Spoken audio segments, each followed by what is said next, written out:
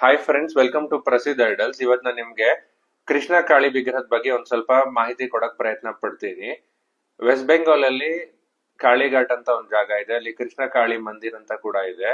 ಸುಮಾರು ಜನ ನಮ್ಗೆ ಕೃಷ್ಣ ಕಾಳಿ ವಿಗ್ರಹ ಬೇಕು ಅಂತ ಕೇಳ್ತಿದ್ರು, ಹಾಗಾಗಿ ಒಂದು ಕೃಷ್ಣ ಕಾಳಿ ವಿಗ್ರಹ ಮಾಡೋದಿಕ್ಕೆ ಪ್ರಯತ್ನ ಪಟ್ಟಿದೀವಿ. ಅದು ಪ್ರೋಸೆಸ್ ಅಲ್ಲಿ ಇದೆ. ಅದ್ರದ್ದೊಂದು ವಿಗ್ರಹದ ನಿಮ್ಗೆ ರೂಪ ತೋರಿಸ್ತೀನಿ ನೋಡಿ. ಈ ತರ ಬರುತ್ತೆ. ಇದು ಕೃಷ್ಣ ಕಾಳಿ ವಿಗ್ರಹ. ಅವ್ರು ಏನ್ ಹೇಳ್ತಾರೆ ಅಂದ್ರೆ, ಕೃಷ್ಣಾಯ ಕಾಳಿ ರೂಪಾಯ ಕೃಷ್ಣವೇ ಅಂತ ಹೇಳ್ತಾರೆ. ಕೃಷ್ಣ ಕಾಳಿ ಸ್ವರೂಪವಾಗಿರುವಂತಹ ಒಂದು ವಿಗ್ರಹ. ಇದನ್ನ ರೆಡಿ ಆಗ್ತಾ ಇದೆ ವಿಗ್ರಹ, ಇನ್ನ ಪಾಲಿಶ್ ಎಲ್ಲ ಆಗ್ಬೇಕು. ನೋಡಿ, ಈ ತರ ಬರುತ್ತೆ. ಸುಮಾರು 7 ರಿಂದ 8 ಇಂಚ್ ಬರುತ್ತೆ. ಸುಂದರವಾಗಿರುವಂತಹ ಮೂರ್ತಿ ಇದು. ಷಡ್ಭುಜ ಮೂರ್ತಿ ಅಂದ್ರೆ 6 ಕೈಗಳಿದೆ ಇದರಲ್ಲಿ.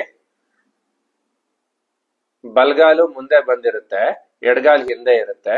ಸೊ ಇದು ಬಂದು ಕೃಷ್ಣ ಕಾಳಿ ಪ್ರತಿಮೆ ವೀಕ್ಷ